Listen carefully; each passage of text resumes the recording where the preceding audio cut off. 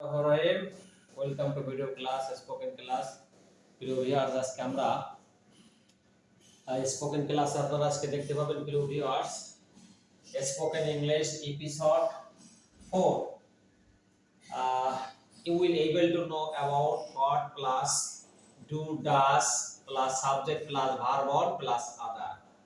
আমি আবার বলছি, again I am saying what plus do does plus subject plus verb on plus other. প্রিয় viewers, spoken class করতে গেলে, স্পোকেন শিখতে গেলে আপনাকে you do not follow the rules of grammar only.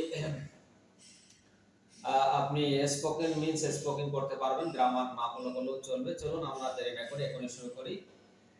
তাহলে আমরা জানি যে কর্তা থার্ড পারসন সিঙ্গুলার হলে ডাজ নেব আর অন্য ক্ষেত্রে ডু নেব। তুমি কি চাও? তুমি কি চাও? What do you want? What do you want? What do you want? সে কি চায়? সে কি চায়?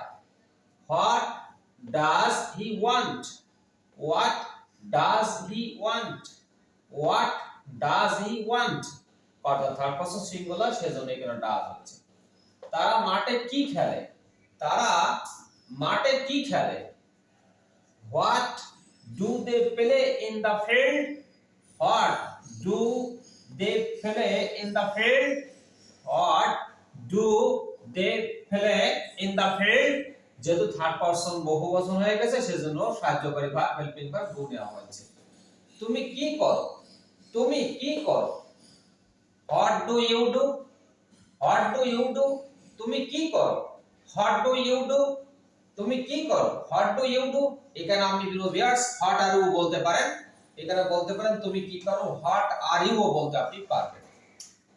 মা কি রান্না করে? মা কি রান্না করে? What does mother cook? What does mother cook? What does mother cook? What does mother cook?